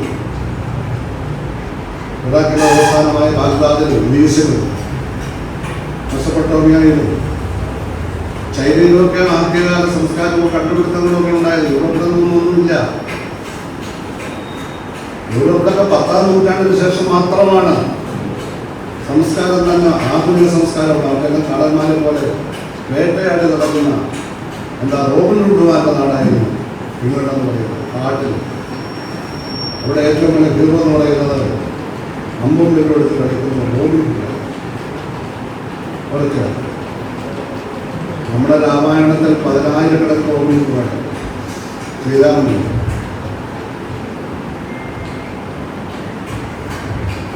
അപ്പൊ ഇംഗ്ലണ്ട് അടക്കമുള്ള യൂറോപ്യൻ രാജ്യങ്ങളുടെ സംസ്കാരമില്ലായിരുന്നു. 15ഉം 16ഉം നൂറ്റാണ്ടുകളിലാണ് അവിടെ ആധുനിക സംസ്കൃതിയിലേക്ക് വന്നത്. ഒരുപാട് കണ്ടുപിടുത്തങ്ങളൊക്കെ വന്നു, ആധുനിക കണ്ടുപിടുത്തങ്ങൾ. അങ്ങനെയാണ് അവിടെ എന്താ പറയുന്ന റിനൈസൻസ് എന്ന് പറയുന്ന നവോത്ഥാനം. അത് കഴിഞ്ഞ് മതങ്ങളിൽ തന്നെ വിപ്ലവം നടന്നു. പരിഷ്കരണം, പ്രൊട്ടസ്റ്റന്റിസം ഒക്കെ ഉണ്ടായിരുന്നു.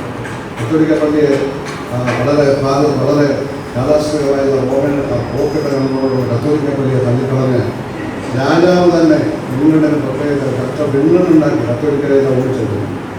ഒരുപാട് വരെ കൊന്നുകളഞ്ഞ രാജാവ്. അതേപോലെ നോബൽ സമ്മാനം തന്നെ TSLയുടെ പാടുകളുടെ കത്തീഡ്രൽ നാടകം എഴുതിയിട്ടുണ്ട്. അവിടെ കാൻറ്റർബറി ആർച്ച് ബിഷപ്പിലെ രാജാവിൻ്റെ വീരന്മാർ കൊല്ലുന്നതാണ് അതിൻ്റെ കഥ. അങ്ങനെ റിഫോർമേഷൻ ഉണ്ടായി, നവീകരണം ഉണ്ടായി. ജർമ്മനിയിലേക്ക് അത് വളർന്നു വിളിച്ചു. മാർട്ടിൻ ലൂതർ കിംഗ് ജർമ്മൻകാരനാണോ തുടങ്ങിയതെങ്കിൽ ഇംഗ്ലണ്ടിൽ ആരംഭിച്ചു. ഒരു വ്യവസായ വിപ്ലവം നടന്നു 14ാം നൂറ്റാണ്ടിൽ. 19ാം നൂറ്റാണ്ടിൽ കോളനികളും ലോകം മുഴുവൻ നടച്ചപ്പോൾ സമ്പത്തെല്ലാം കൊണ്ടുവന്നു യൂറോപ്യൻ രാജ്യങ്ങളിലേക്ക്. ഇന്ത്യയിൽ കീഴിലായിരുന്നു. അങ്ങനെ സമ്പദ് സമൃദ്ധമായ ഒരുപാട് കണ്ടുപിടുത്തങ്ങൾ വന്നു. അപ്പൊ യൂറോപ്പാണ് ശാസ്ത്ര സാങ്കേതിക വിദ്യയുടെ ആശാന്മാരുടെ പ്രധാന അന്വേഷണക്കാർ. അപ്പോ 14-ാം നൂറ്റാണ്ടിന് മുമ്പ് തന്നെ ഇന്ത്യയിൽ ഒരുപാട് ശാസ്ത്രീയ കണ്ടുപിടുത്തം ഉണ്ടായിരുന്നെങ്കിൽ ഇന്ത്യയിലെ ഫ്യൂഡൽ മേധാവിത്വം, രാജവാഴ്ച അതിനൊന്നും പ്രോത്സാഹിപ്പിക്കില്ല. അറിവുകളെ ഒന്നും പ്രോത്സാഹിപ്പിക്കില്ല. അവരുടെ രാജകീയ സദസ്സിൽ മാത്രം അറിവ് ജനത്തന്നെ വിദ്യാഭ്യാസം കൊടുത്തതുകൊണ്ടാണ്. വിദ്യാഭ്യാസം നിഷേധിച്ചു. ജനകീയ ശക്തിയെ വെറും അടിമകളെ പോലെ പണിയെടുക്കാനുള്ള ഒരു അടിമവേലയാക്കി മാറ്റി. അധ്വാനത്തിൻ്റെ ക്രിയാത്മകത, അതിൻ്റെ മഹത്വം, ടാഗോർ ഗീതാഞ്ജലിയിൽ പ്രഖ്യാപിച്ച അധ്വാനത്തിൻ്റെ മഹത്വം നമ്മുടെ രാജ്യത്തെ രാജാക്കന്മാർ കൊടുക്കുന്നതിൽ അത് വളരെ സമ്മതിക്കാനുണ്ട്. രാജാവിൻ്റെയോ പ്രഭുക്കന്മാരുടെയോ സംസ്കാരമായിട്ടാണ് ഇന്ത്യയുടെ സംസ്കൃതി അറിയപ്പെട്ടത്. ആലപ്പുഴയുടെയും മോഹൻജദാരോയുടെയും സംസ്കാരത്തിൽ രാജാവില്ല. അവിടെ ജനകീയമായ രീതിയായിരുന്നു. എല്ലാം ജനകീയമായിരുന്നു. എക്സ്കവേഷൻ അത് കണ്ടുപിടിച്ചിരുന്നു. അത് രാജാവൊന്നുമില്ല. ഇതെല്ലാം നാം മനസ്സിലാക്കണം. രാഷ്ട്രീയത്തിൽ നിൽക്കുന്ന എല്ലാവരും ആ രാജ്യത്തെ പറ്റി മനസ്സിലാക്കണം. മാർക്സ് പറയുന്നത് ആദ്യം നാം ദേശീയവാദിയാവണം, പിന്നീട് നാം അന്തർദേശീയവാദിയാവും, സർവദേശീയവാദിയാവും. സ്വന്തം നാടിനെ സ്നേഹിക്കാത്ത ഒരാളെന്ന് ലോകത്തെ സ്നേഹിക്കുന്നത്. ലോകത്തെവിടെ മന്ത്രിതന്റെ പുറത്തൊരു ചാട്ടവാർ വീഴുന്നുവോ അതെന്റെ സ്വന്തം പുറത്താണ് എന്ന് കരുതിയിരുന്ന ഒരു കാലമുണ്ടായിരുന്നു. കലാലയങ്ങളിലൊക്കെ ഇത് വലിയ ചർച്ചാ വിഷയമായിരുന്നു. അവരൊന്നും കലാപങ്ങൾ നടത്തിക്കൊണ്ടിരിക്കും. മറ്റു രാജ്യങ്ങൾ അക്രമങ്ങൾക്കെതിരെ പലസ്തീൻ കാലത്ത് മുമ്പൊക്കെയാണെങ്കിൽ കലാലയങ്ങളിൽ എന്നും സമരമാണ്. ഇപ്പൊന്നും ചർച്ചകളൊന്നുമില്ല. ആ സർവദേശ ബോധത്തിൽ ഇപ്പം കഴിഞ്ഞിട്ടില്ല. ഒരു മന്ദതയാണ്. അത് നേതൃത്വം കൊടുക്കാൻ വിദ്യാഭ്യാസങ്ങൾ കഴിയുന്നുമില്ല. അവർക്ക് കഴിയും, കഴിഞ്ഞാൽ മതി. നമ്മുടെ ബോധമൊക്കെ ഉള്ളവരാണ്. അപ്പൊ ഈ തരത്തിലൊക്കെയുള്ള രാഷ്ട്രീയം ശരിയാണെങ്കിൽ മാത്രമേ സംസ്കാരം ചെയ്യൂ. പക്ഷെ രാഷ്ട്രീയം തെറ്റായാലും സംസ്കാരം മുന്നോട്ട് കുതിക്കും. രാഷ്ട്രീയത്തെ പിന്തള്ളി മുന്നോട്ട് കുതിക്കുമ്പോൾ ഭാവി രാഷ്ട്രീയ മാറ്റത്തിൽ വഴിതെളിക്കും. അതാണ് ഞാൻ റൂഷോയുടെ സോഷ്യൽ കോൺട്രാക്റ്റിനെ പറ്റി പറഞ്ഞത്. അമേരിക്കൻ മഹാകവിയായ നോബൽ സമ്മാനം കിട്ടിയ വാട്ട് വിറ്റ്മാനുണ്ട്. അദ്ദേഹത്തിന്റെ കവിത നോബൽ സമ്മാനത്തിന്റെ കവിതാ സമ്മാനത്തിന്റെ പേര് ലീവ്സ് ഓഫ് ദ ഗ്രാസ് എന്നാണ്. തൃണതലങ്ങൾ. നമ്മൾ ഭൂമിയിൽ കൂടി നടക്കുമ്പോൾ ഈ പുല്ലുകളെ ചവിട്ടിയാലല്ലേ നമ്മൾ നടക്കുന്നത്. അവിടെ ആ പുല്ലേന്നല്ലേ പറയുന്നത്. അതെ, അത് ഇവിടെ ഒരു നിസ്സാരമല്ല. ഈ പുല്ലിലേക്ക് നമ്മൾ മരുഭൂമിയായിരിക്കും. ഭൂമിയുടെ ഉടയാടയാണ് നമ്മളെ എല്ലാത്തിനും സംബന്ധിച്ച് ഉടയാടയാണ് ഈ കുരുമേട, ഈ കൃഷി കുരുമേട. ആ തൃണതലങ്ങളെ പറ്റിയാണ് അദ്ദേഹം കവിത എഴുതിയത്. തൊഴിലാളികളെ പറ്റി, കൃഷിക്കാരെ പറ്റിയും മറ്റൊരു ജനങ്ങളെ പറ്റിയും അദ്ദേഹം കവിത എഴുതി. അമേരിക്കൻ മഹാകവിയായ വാക്കുകൾ നോബൽ സമ്മാനം കിട്ടി. ലാറ്റിൻ അമേരിക്കയിലെ പാബ്ലോ നെരൂദ, ചിലിക്കാരൻ, അദ്ദേഹം കവിത എഴുതി. കാൻഡോസ് ജനറൽ, കാൻഡോസ് മുതലേ ഒരു ഭാഗം ജനറൽ, അത് നോബൽ സമ്മാനം കിട്ടി. റെയിൽവേ തൊഴിലാളികളുടെ മഹത്വത്തെ പറ്റി അദ്ദേഹം അതിൽ കവിത എഴുതി. ലോകത്ത് സമാധാനം ഉണ്ടാവണമെങ്കിൽ പണിയെടുക്കുന്നവർ ലോകത്ത് എല്ലായിടത്തും അഭ്യാസം. പണിയെടുക്കുന്നവനൊന്നും നശിപ്പിക്കത്തില്ല, നിർമ്മിക്കുക മാത്രമേ. പണിയെടുക്കുന്നവരാരുമാവട്ടെ, ബുദ്ധികൊണ്ടോ ശരീരം കൊണ്ടോ പണിയെടുക്കാം. ശാസ്ത്രത്തിൽ ബുദ്ധി കൊണ്ടാണ്, തൊഴിലാളി ശരീരം കൊണ്ടാണ്, കായികമോ ബൗദ്ധികമോ ആവട്ടെ, അവരൊന്നും നശിപ്പിക്കില്ല. അവർ നിർമ്മിക്കുക മാത്രമേ ചെയ്യുള്ളൂ. അധ്വാനിക്കുന്നവർ അധികാരത്തിൽ വരണമെന്ന സന്ദേശമാണ് പാർലമെന്റ്. ഞാൻ ജനങ്ങളോട് ഇതിന് നോബൽ സമ്മാനം കിട്ടി. അധ്വാനത്തിന്റെ മഹത്വമാണ്. ടാഗോറിന് നോബൽ സമ്മാനം കിട്ടി. അധ്വാനത്തിന്റെ മഹത്വമാണ്. അധ്വാനത്തിന്റെ മഹത്വമാണ് രാഷ്ട്രീയത്തിന്റെ മാറ്റം. അതാണ് അധ്വാനിക്കുന്നവർ. അവിടെ തൊഴിലാളി മാത്രമല്ല, കൃഷിക്കാരുമുണ്ട്, പത്രക്കാരുമുണ്ട്, ശാസ്ത്രജ്ഞന്മാരുണ്ട്, അധ്യാപകരുണ്ട്, എൻജിഒമാരുണ്ട്. അതായത് ബുദ്ധികൊണ്ട് പണിയെടുക്കുന്നവരുണ്ട്. എല്ലാവരും ചെയ്തതാണ് തൊഴിലാളി പ്രസക്തി. തൊഴിലാളി മാത്രമല്ല, തൊഴിലാളി ഏറ്റവും കഠിനമായ ജോലിയുണ്ട്. ഇവിടെ കർഷക തൊഴിലാളികളുണ്ട്, കൃഷിക്കാരുണ്ട്. നാട്ടിലുള്ള ഒരുവിധപ്പെട്ട 99% അധ്വാനിക്കുന്നവരാണ്. കൃഷിക്കാരും കർഷക തൊഴിലാളിമാരും വളരെ കർഷകരുണ്ട്. അപ്പോൾ ഇതിൻ്റെ ഒരു സംസ്കാരം, പണിയെടുക്കുന്നവരുടെ സംസ്കാരം നമ്മുടെ കേട്ടിട്ടുണ്ട്. ഞങ്ങളെല്ലാം 1,00,000 കിടന്നുകളെ പറ്റി ഞാൻ പറഞ്ഞു. അദ്ദേഹത്തിൻ്റെ ഡിസ്കവറി ഓഫ് ഇന്ത്യയെ കണ്ടെത്തുന്നത് എത്ര മഹത്തായ പുസ്തകമാണ്, എന്തെല്ലാം അറിവുകളാകുന്നത് ജയിലിൽ കിടക്കുമ്പോൾ എഴുതിയതല്ലേ. അദ്ദേഹത്തിൻ്റെ ഗ്ലിംസസ് ഓഫ് വേൾഡ് ഹിസ്റ്ററി, ലോക ചരിത്രാവലോകനം, എത്ര മഹത്തായ പുസ്തകമാണ്.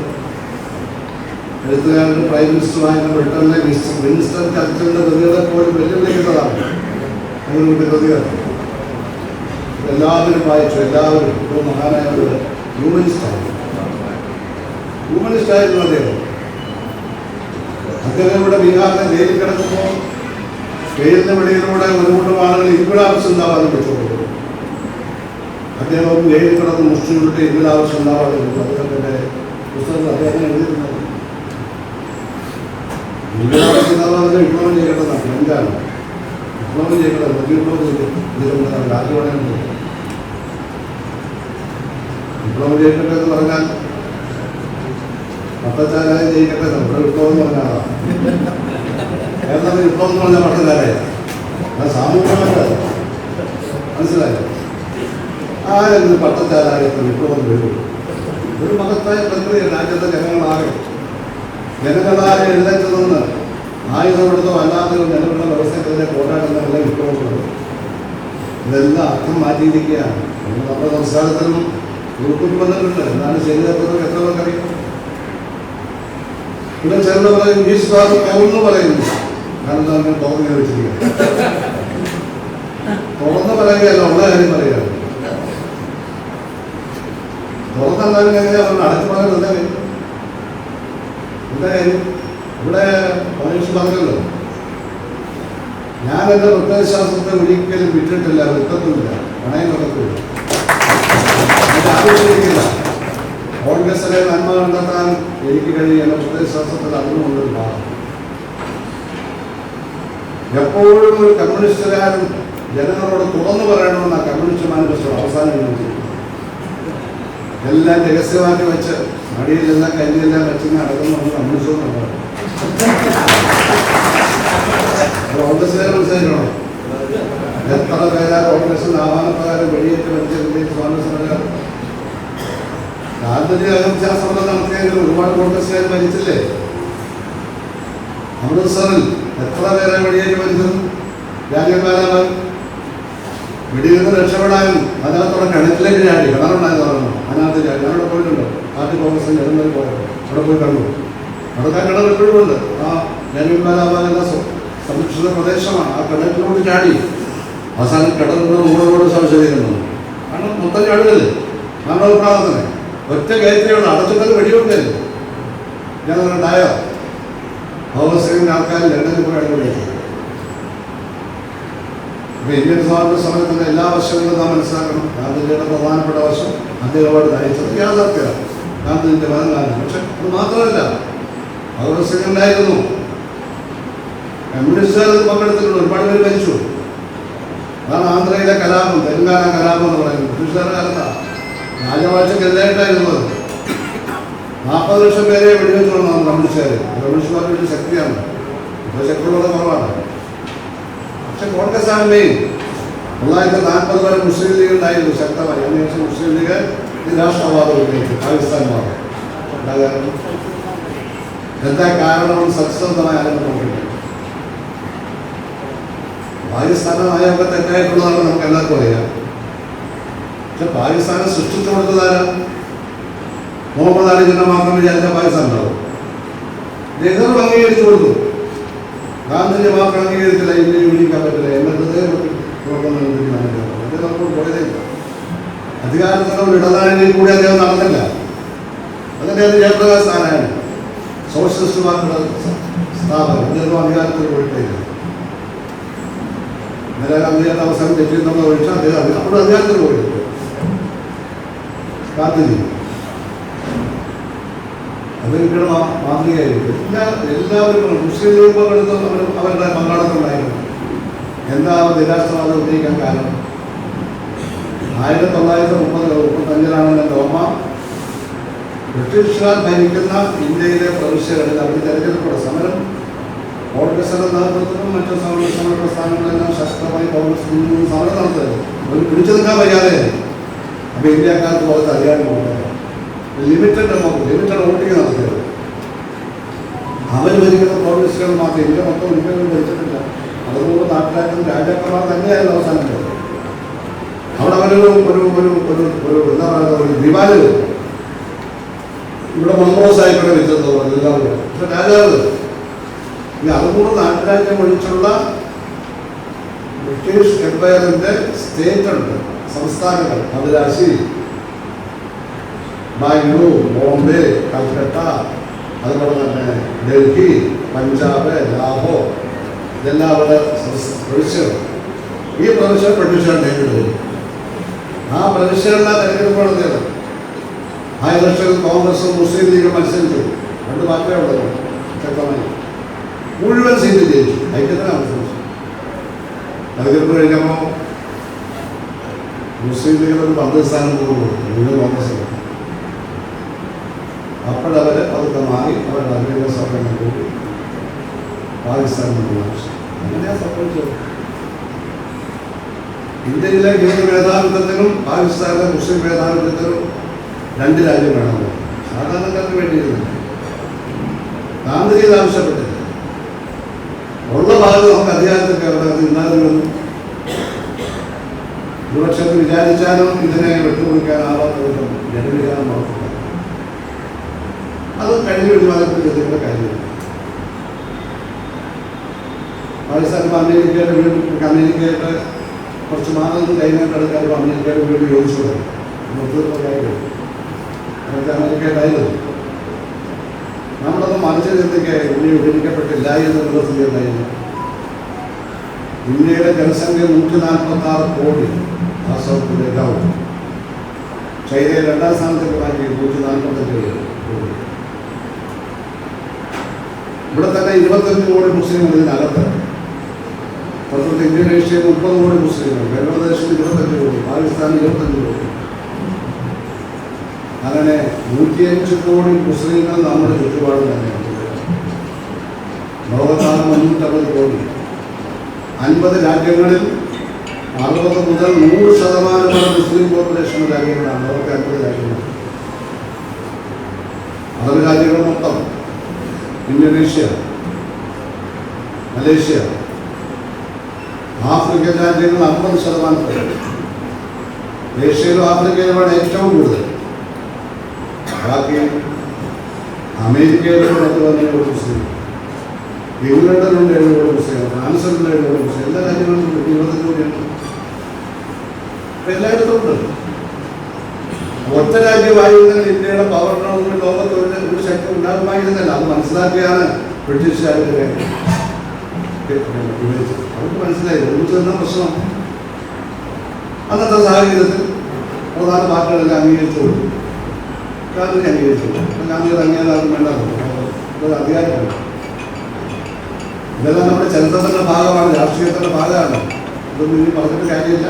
ചരിത്രം പറയുമ്പോൾ പറയാം. അതുകൊണ്ട് മുസ്ലിം ലീഗുകാരാണ് ഇതിനെ വിഭജിച്ചെന്ന് മാത്രം പറഞ്ഞത്.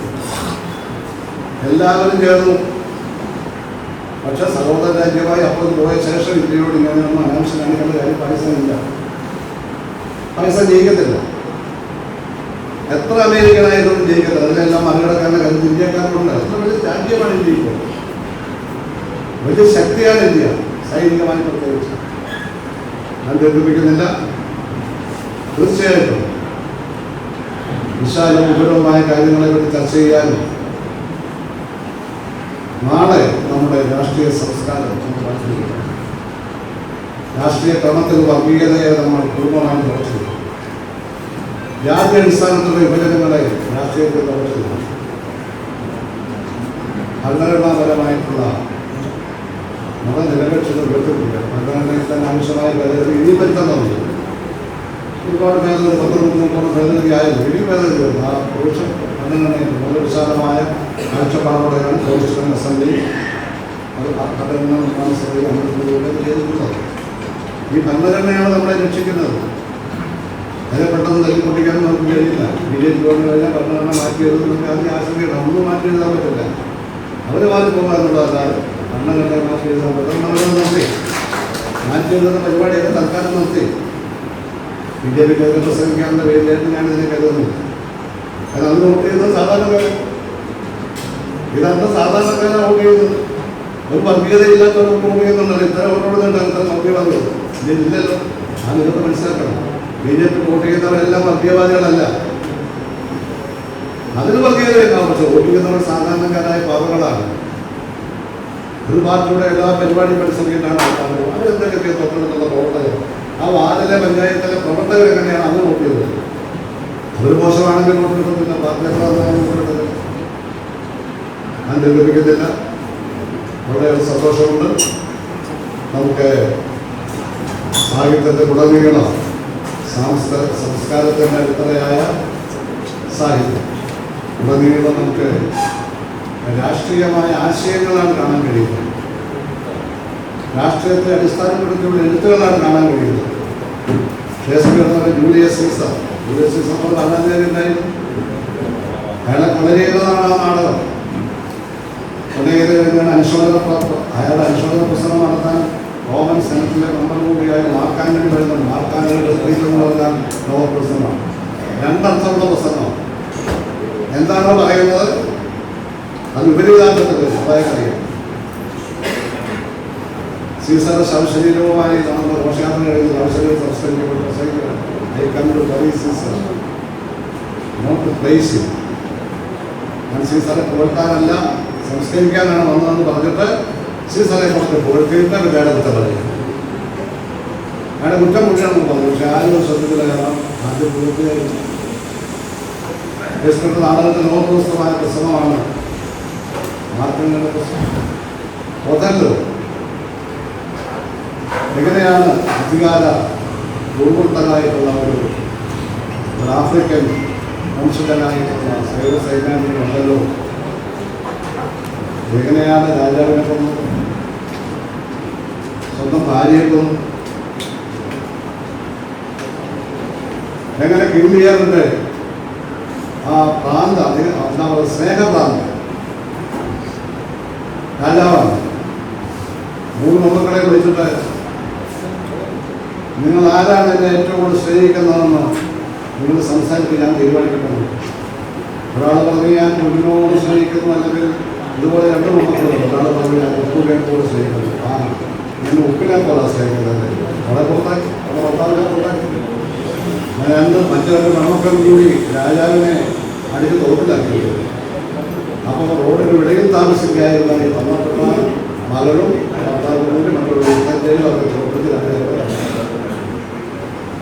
അധികാരത്തിന് വേണ്ടിയുള്ള എന്താ പോരാട്ടങ്ങൾ വീട്ടിൻ്റെ അകത്തല്ല, രാജ്യത്തിനകത്ത് രാജ്യത്തിന് കഥകളല്ല, എല്ലാം അനശ്വരമായിട്ടുള്ള ആശയങ്ങളാണ് ഷേക്സ്പിയർ. അത് രാജഭാഷക്കാർക്ക് നാടകം രാജാവിനെതിരായിട്ട് എഴുതാൻ പറ്റില്ല. പക്ഷേ സാഹിത്യത്തെ കൂടി വേറെ തരത്തിൽ അവതരിപ്പിക്കുമ്പോൾ ആർക്കും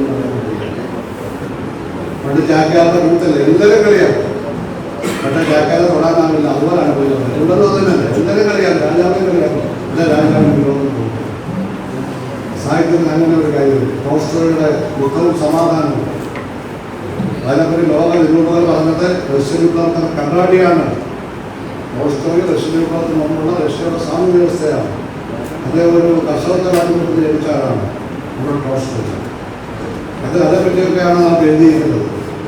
മാർക്സിൻ ഗോർക്കിയുടെ അമ്മ വിപ്ലവത്തിന് മുമ്പ് ഒരു മാതാവ് തൻ്റെ വളരെ സമൃദ്ധമായ തലമുടിക്കകത്ത് ലെനിൻ്റെ വിപ്ലവാസിയെ ലെനിനെ തലമുടിക്കകത്ത് ഒളിച്ചു വെച്ച് വിചാരണ ചെയ്യുന്ന അടക്കമാണ്. ടാഗോറിനെ ഞാൻ പറഞ്ഞു, നെഹ്റു ഉപയോഗിച്ചതിനെ പറ്റി ഞാൻ പറഞ്ഞു. അങ്ങനെ ലോകത്തെ രാജ്യത്തെയും ലോകത്തെയും സേവിച്ച സ്വാതന്ത്ര്യ നേതാക്കന്മാർ, വിമോചന നേതാക്കന്മാർ, സംസ്കാരത്തെ വളർത്തിയവർ, സേവിച്ചവരും, രാഷ്ട്രീയത്തെ സാമൂഹിക സമത്വപരമായ കാഴ്ചപ്പാടുകളായി പ്രചരിപ്പിച്ചവരെല്ലാം തന്നെ ഒരു പുതിയ സംസ്കാരത്തെ വളർത്താൻ സഹായിച്ചു. ആ സംസ്കാരത്തെ എൻ്റെ ഒരു കവിതയിൽ, ചെറിയ കവിതയിൽ അദ്ദേഹമാണ് ഒരു ഫലത്തെ സമൂഹത്തിൻ്റെ പ്രതീകമായി കണ്ടുകൊണ്ടിരിക്കുന്നത്. മാ നിഷാദ അരുത് കാട്ടാണ് ഹേ നിഷാദ പാവമാമി മാമരത്തെ വേട്ടയാടുന്നത്. വിശക്കുന്ന ഉള്ളിക്കും കിളിക്കും തേൻകരുതല്ലോ പാവമാമി മാമരത്തെ വേട്ടയാടുന്നത്. നന്മയുടെ വൃക്ഷങ്ങളെ വേട്ടയാടുക, അത് കിളിക്കും കുഞ്ഞിനും ഭക്ഷണം കൊടുക്കുന്നതാണ്. നാട് താങ്ങി തണലുമാണ് എന്നതിനെക്കുറിച്ച് നമ്മുടെ തമിഴെല്ലാവരും പറഞ്ഞു. നമ്മുടെ സന്തോഷത്തോടുകൂടി 3% നന്ദിയോടുകൊണ്ട് ഞാൻ KPCCയുടെ സമ്മേളനമല്ല, നിങ്ങളുടെ സംഘടനയുടെ സാഹിത്യ സമ്മേളനമാണ്. KPCC സമ്മേളനത്തിൽ നിന്നെ വിളിക്കപ്പെട്ട് ഞാൻ മനസ്സിലാക്കുന്നത് അനാവശ്യമായി ചിന്തിക്കുന്ന വഴിവിട്ട ആളുകളോട് നിങ്ങൾ ഇത് പറഞ്ഞിട്ടുണ്ടെന്ന് അപമാനമാണ്, അങ്ങനെ പറയരുത്. ഇന്ററാക്ഷൻ ആവശ്യമാണ്. ഞാൻ മുമ്പ് നമ്മുടെ ശ്രീനാരായണഗുരു ഗാന്ധിജിയും കൂടി സമ്മേളിച്ച ആ സമ്മേളനത്തിൽ KPCC ഒരുപാട് ദിവസം ഞാൻ പോയി സംസാരിച്ചു. വളരെ ഇത് വളരെ പേസ്ബുക്കും മറ്റൊന്നും പറയുക ഇപ്പോൾ വന്നു ഒക്കെ എത്രയില്ല ആവർത്തിക്കല്ല. അപ്പോൾ ഞങ്ങളുടെ general secretary MA baby Rahul ഗാന്ധിയുടെ രാജ്യ പ്രസംഗിക്കാൻ ബീഹാറിൽ പോകുന്നുണ്ട്. ഊളമാർ കണ്ടില്ല, ഈ കേരളത്തിലെ ഊളമാർ രാഷ്ട്രീയമില്ലാത്ത ഊഴാളുകൾ. കമ്മ്യൂണിസ്റ്റുകാരുടെ കോൺഗ്രസ്സുകാരുടെ ഒന്നുമില്ല, പന്നന്മാരാണ്. പറയില്ല മനോരമയുടെ കേരളമാണ് പറയാം. ഞാനീ പറഞ്ഞത് നമ്മൾ കൊടുക്കാം. എനിക്ക് ഏറ്റവും ഇഷ്ടപ്പെട്ട പത്രങ്ങൾ വന്നു. ആന ഇവരുടെ അടുപ്പം വിരോധമൊന്നുമില്ലെന്ന് മാത്രമല്ല, ഇഷ്ടമാണ്. അറിയാമോ അപ്പോൾ വ്യക്തമാക്കിയല്ലോ ഞാൻ ഇവിടെ വന്നതെന്നുള്ളൂ. കോൺഗ്രസ് ക്ഷീണമുണ്ടായില്ലല്ലോ. എന്തെങ്കിലും കോൺഗ്രസിനാണ് എന്താ അപാകത ചെയ്തിട്ട് ഞാൻ പറഞ്ഞത് നിങ്ങൾക്ക് ചിന്തിക്കാതെ ഒന്നും അറിയാതെ അപാകതയായിട്ട് ഉണ്ടായില്ല എന്ന് പറഞ്ഞ പോലെയാണ്. നമ്മളെല്ലാം സംസാരിക്കുമ്പോൾ എല്ലാവർക്കും ഗുണമുണ്ടാവും, ഒരു ദോഷവും ഉണ്ടാവില്ല.